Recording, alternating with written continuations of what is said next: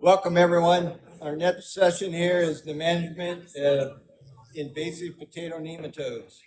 Our moderator is Cynthia Gleason. She has a Ph.D. She's a professor in the Department of Plant Pathology at Washington State University. We have Inga Zazada, has a Ph.D. as a nematologist at Nema Solution LLC. Phil Watson, Ph.D. agriculture economist from the University of Idaho. And we have Walter DeYoung, Ph.D. potato geneticist and breeder from Cornell University. Can you help me to welcome them to the stage, please? Okay, thank you so much. And thank you for being here in the audience to learn about plant parasitic nematodes. Today we're going to be learning all about plant parasitic nematodes, about nematode damage, nematode resistance, and the economics of nematodes in potato production. As you heard, and for those of you who don't know me, my name is Cynthia Gleason, and I'm a nematologist at Washington State University, and I study nematodes. I am also part of a larger project called PAPAS.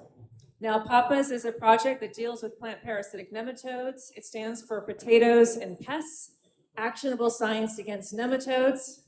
But papas is also the Spanish word for potato, so I think it's pretty appropriate that we call our project papas.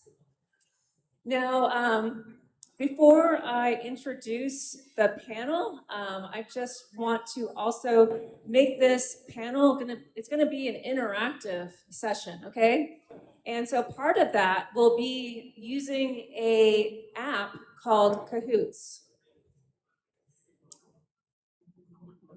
So we're going to start the Cahoots app, and it will be really fun. So basically, once we bring up Cahoots, you'll use your phone to scan the QR code, and then you will sign up for Cahoots, I hope. And it's going to be sort of like a pop quiz for the people in the audience. And hopefully, you know, in this day and age when we have all this new technology, sometimes things don't always work as you hope, but bear with us as we try to bring up the Cahoots. Oh, here we go. Okay, so this will be really fun. This is going to require active participation from you guys in the audience. We're going to be asking a question, and then you will have to answer on your phone.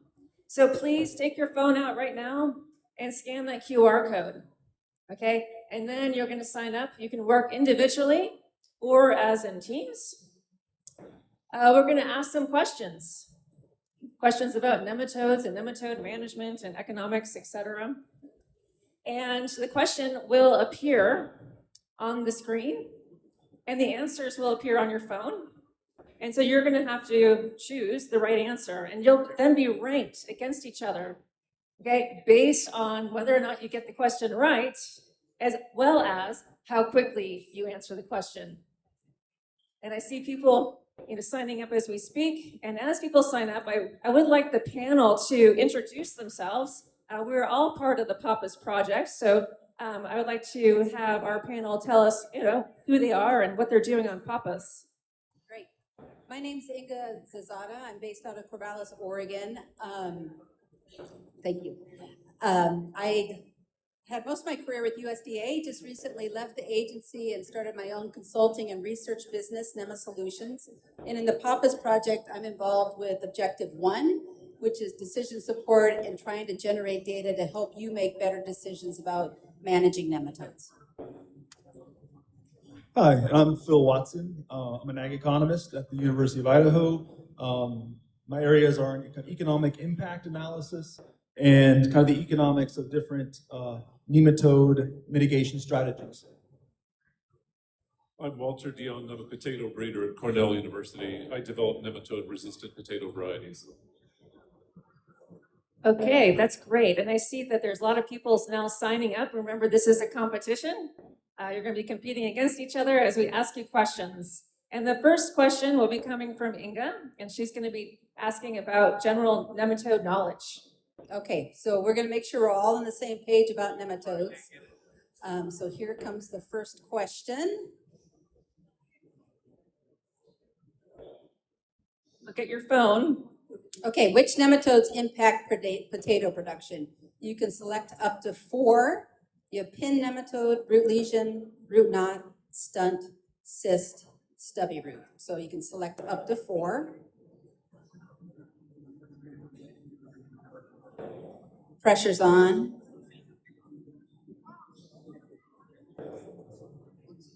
There is a time limit. Oh, yes, there is.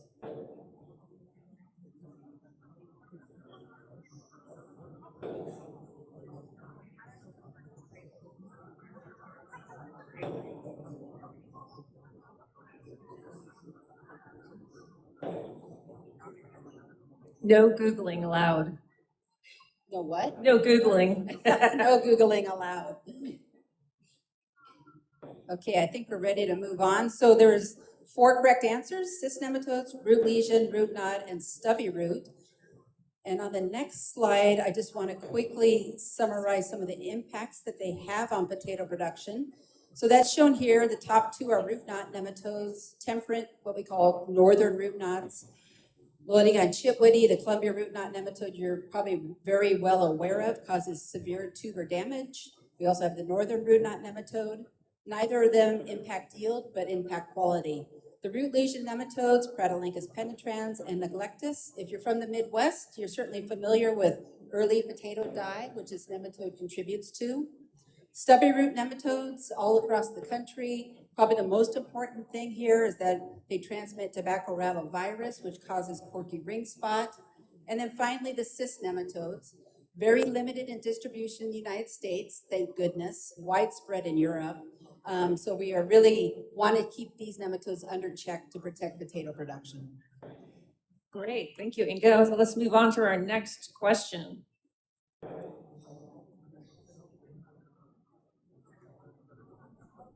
You can see the scoreboard quickly. Oh. Okay, why should we even bother controlling nematodes? You have 6 different options. Nematodes can negatively affect quality. Nematodes can negatively affect yield. Nematodes can increase the cost of production, shut down potato production, all of the above, none of the above. I already told you some of the answers on the last slide. All right, all of the above. And again, just to give a little bit of context to this answer. So reduce the quality of potatoes, reduce the price we see for potatoes. That would be quality impact by nematodes like Columbia root knot and stubby root. Reduce yields. That would be again be the root lesion nematode and potato early die. Increase the cost of production. Phil's going to talk about that and how much it costs to manage nematodes. And then finally, decrease the quality and increase the cost of potatoes to consumers is another reason we need to control them. Okay, we'll have one more question coming from Inga about general nematology. So get ready. Oh, Eski is winning. Uh-oh. Eski out there, you're winning so far. No, KJ is winning. Ooh, it's changing. Okay, the third question. Get ready. All right, what are the ways you can manage potato nematodes? You can pick crop rotation, soil fumigation, cover crops, consult a psychic, all the above, none of the above. I didn't see the psychic booth here at Potato Expo, so. No, I'm there's not sure. a psychic booth. Maybe next year. All right, all of the above. And again, just some background on this. Every management practice you choose has positives and negatives, and I've tried to outline that in this slide. Crop rotation, oftentimes, you can't get rid of a nematode once it's in a field, so crop rotations often have to be very long.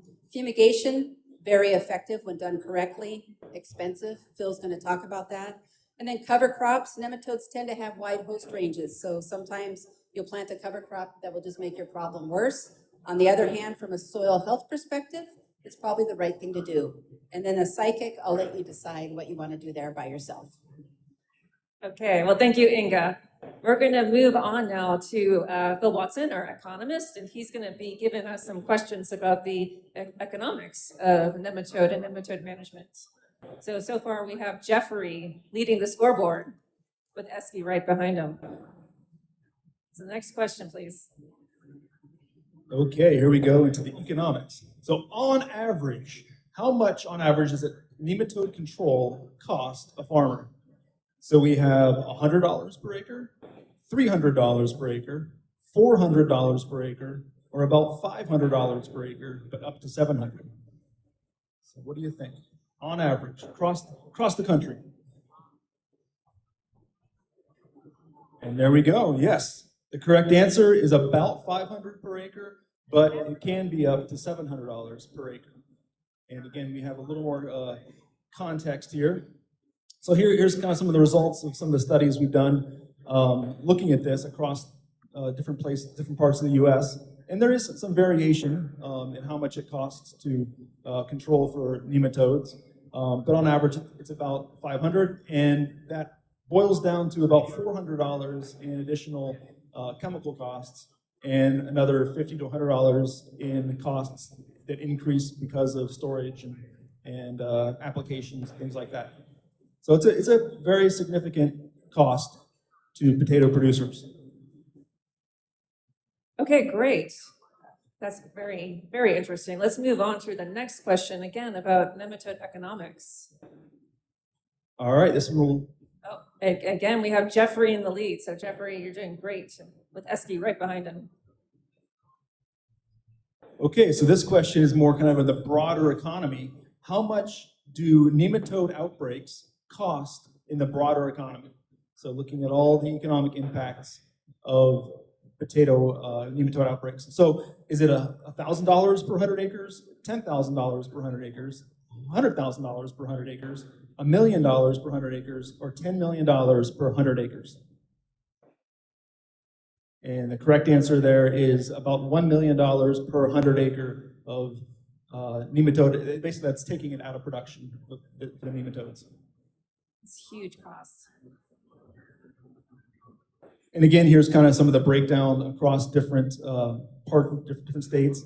So these numbers include not only the farm gate losses of potatoes, but also, again, the loss to the custom applicators. You know, when you take potatoes out of production, it's the whole supply chain that gets disrupted, including a loss of income to the farmers themselves. And then that hurts all the way down to, you know, waiters and waitresses at restaurants who are going to get less income. So when you put all those impacts together, that's what we're looking at here. Okay. Thank you so much, Phil, for giving us some insights into the true cost of nematodes. It's amazing how much nematodes are costing the economy. And let's see, we have Jeffrey at the lead, followed by Esky. Now Spud King is up on the leaderboard as well in third place. So it's been, you know, a good competition, but we're not done yet. We're gonna move on now to Walter. And Walter is a breeder, and he's gonna tell us, he's gonna ask some questions about breeding.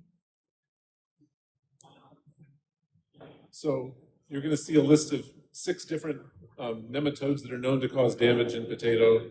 The question is, in an ideal world, breeders would be trying to develop resistance against all of them, but it's not an ideal world. Which 3 are we currently trying to breed resistance for?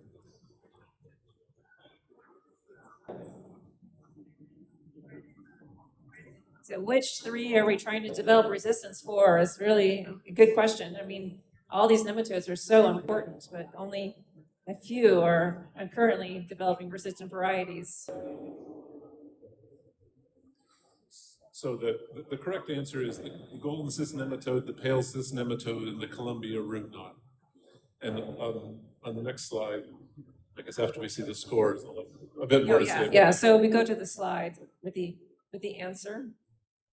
So one of the things that's unusual about this answer is that the golden and cyst nematodes are very localized in New York and Idaho, the Columbia root knot on the West Coast. So although the root lesion is all across the country, there are no breeding programs currently trying to develop resistance to the root lesion nematodes. If that's a nematode that really bothers you and think we should focus on, please talk to us or let someone on the Potatoes Research Advisory Council know. But for now, that's the state of the affair.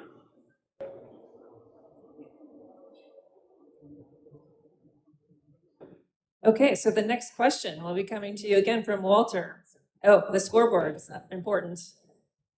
Jeffrey is still in the lead, followed by Eski, so he's doing really well. But the next question from Walter. So of those 3 nematode species that we're trying to develop resistant varieties against, for which ones do we actually have resistant varieties already? So yeah, you can see the 6. So we've listed 6. Yeah, it's a really good question. I mean, we want resistance to all these nematodes, but which ones do we currently have resistance?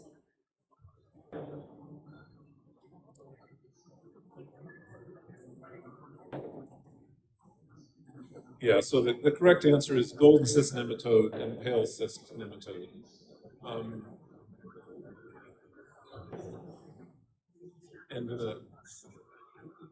For the golden nematode, there are dozens of varieties that are resistant. So there's no shortage of golden nematode resistant varieties in the US.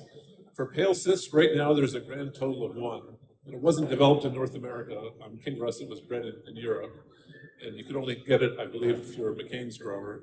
For the other nematodes, we don't have resistant varieties yet. Columbia root knot, I guess we hope to eventually, because they're trying. And again, for the other 3, no one's even trying at the moment. So if that's something that interests you, you should let us know. Yeah, thank you, Walter. I think it's really important to reiterate that we don't have a lot of resistance yet in these commercially available cultivars in the United States, but there are active breeding programs, for many of them, and it's a long process. Okay, so we have another question. Yeah, which of the following 4 options is the most difficult? Breeding a potato that's resistant to a nematode, breeding a potato that someone wants to grow, matching 4 or 5 balls in the Powerball lottery, or sitting upstage here at the Potato Expo.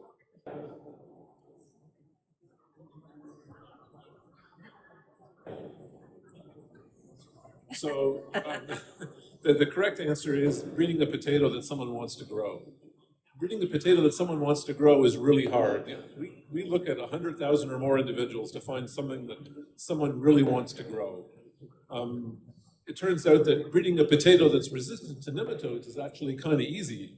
But of course, no one wants to grow a potato just because it's resistant to nematodes. It has to have everything else as well. That combination is the really challenging part, breeding a potato that someone wants to grow and is nematode resistant. So if you're asking a breeder to develop a nematode-resistant potato, you're asking them to do something on top of that which they're already doing, breeding potatoes someone wants them to grow. Yeah, no, I think that's, fascinating. It's more likely to win Powerball than to breed a potato that someone wants to grow. I mean, that just blows my mind. Okay, I think we have, scoreboard. Eski, once again, in the lead, followed by Jeffrey, Spud King. Now we can't forget that Mac and KD are also on the board. I think we have one more question. The last question. Who benefits from potato nematode research? This is, kind of a general question we're throwing out there.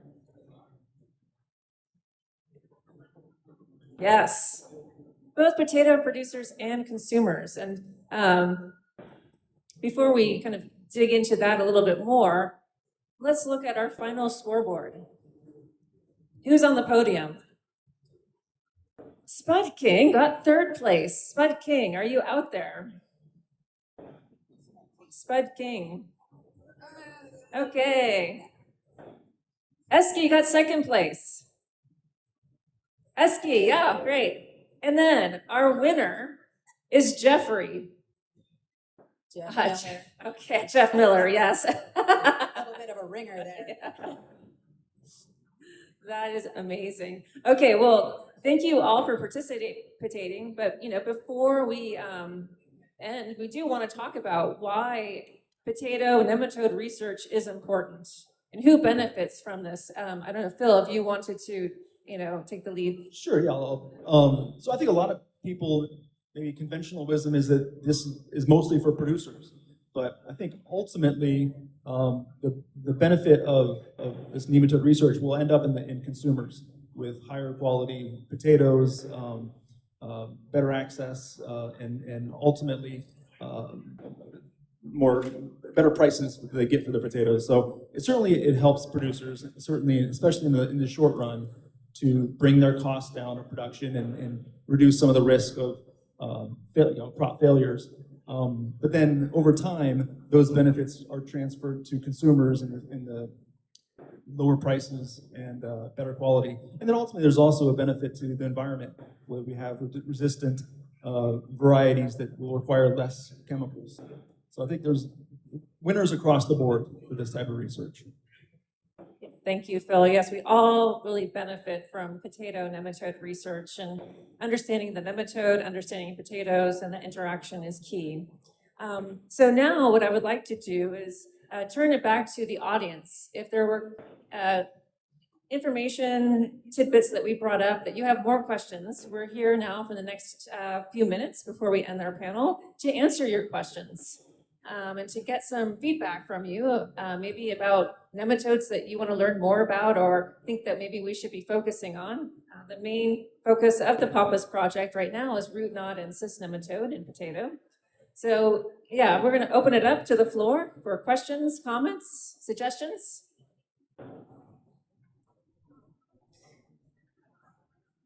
Any thoughts about potatoes? Nematodes. I mean, I can ask a question. What do you think in terms of nematodes in potatoes is like the future? What do you see as the future in terms of nematode control? I guess the future for me, it revolves around telone and the cost and availability of telone and the need for the industry, and not only the potato industry, but many high-value crops, to be able to navigate that space. And I can't say that we have, we don't have silver bullets coming down the pipeline. That just doesn't exist. So I think from a PAPA's perspective, it is developing a systems approach to nematode control that's going to utilize a lot of different tools. And I think with the stress in the market with telone, this is going to happen sooner rather than later. We've been waiting decades for this to happen, but I do think it's kind of happening in real time right now. Hey, and Joe, I was going to say, can you go to the next slide? Oh, thank you. All right, and that's a good, thank you for reminding me, Inga. We wanted to thank you for your participation, not only in the Cahoots quiz, but again, if you have questions for us, feel free to shout out. I also want to shout out PAPAS. This is a multi-year large project of researchers from across the United States. And we have a Facebook page, a LinkedIn page, YouTube, videos. You can sign up for email and check out our PAPAS page as well. We have a website, patonematodes.org. A lot of information on that website. We have fact books, information about sampling, and even videos. So if you want to see some videos of people collecting nematodes and doing some extractions, etc., please check out patonematodes.org. And so while you're scanning those QR codes, again, if there's any questions from the audience, suggestions, comments, well, then I'll ask a question to our panel in the remaining couple of minutes. So Walter, what is one of the biggest challenges, aside from trying to get a potato that everyone wants, in terms of finding resistance to plant parasitic nematodes? And why are, you see stubby root and root lesion, there's no resistance out there. What is the challenge for that?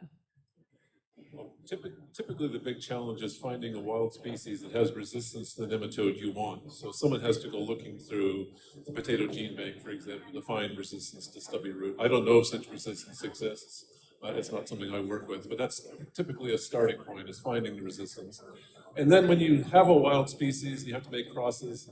You're talking about decades and decades of bringing that gene in and getting rid of all the other stuff in the wild species you don't want. So it's a long-term prospect. I guess I'd like to add to the question you asked earlier to Inga, what do you see about the future of nematode control? I think in the long term, of course, we'd like resistant varieties because you don't need to use the chemicals. It's sustainable. One nice thing about resistance against nematodes is nematodes don't have wings or legs. They can't move long distances. So resistance tends to hold up for a fairly long time in the field. Not always. It depends on the nematode you're dealing with, but it can be a more long-lasting control than for a lot of other resistance genes against different pathogens.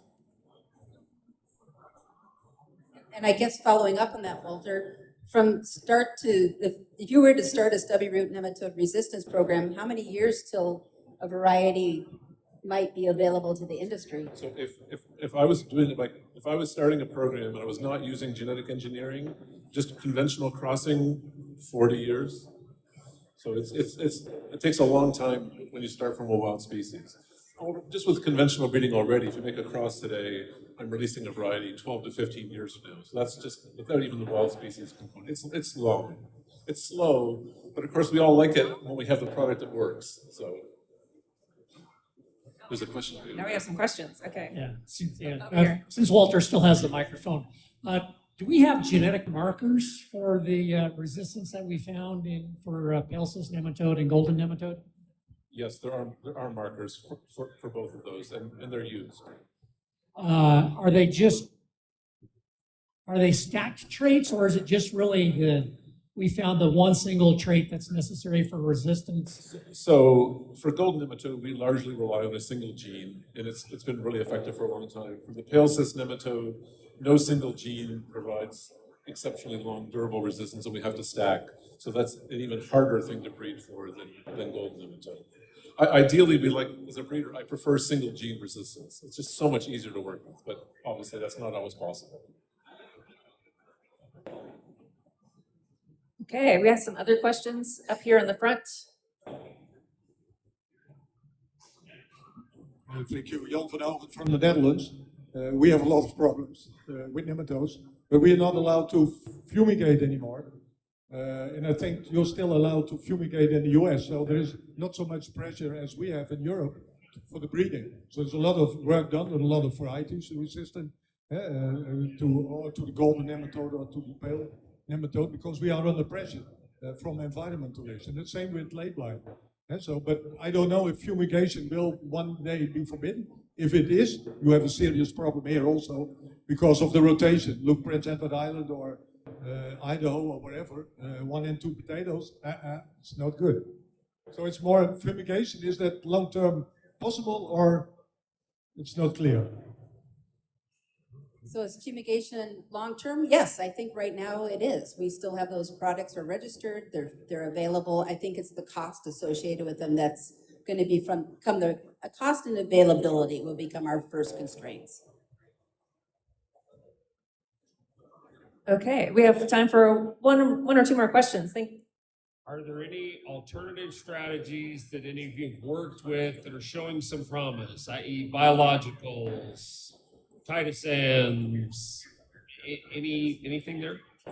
Yeah, so myself specifically, no. I certainly know that there are folks who work on this stuff that have, decade-long data sets I've seen one recently that this person has looked at compounds for a long time and seems to have a shortened list of things that, have efficacy, and that includes biologicals. The future is biologicals. I mean, that's what's going to come down our pipeline, and that's what we're going to have to get to work. I personally haven't done that work, but there are folks that have.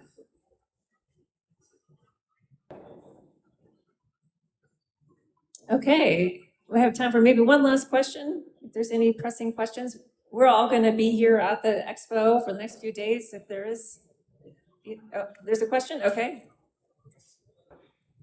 Sorry for taking your mic.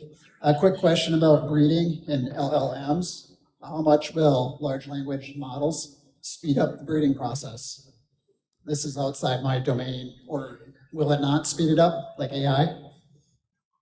It's not obvious to me that it will, no.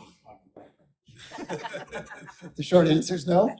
I don't think that's the bottleneck. Yeah. All right, thanks. Okay, I think we're running out of time, so I'd like to thank you all for your participation and for listening to us talk about nematodes. I hope that you were able to learn something about plant parasitic nematodes and potatoes, so thank you.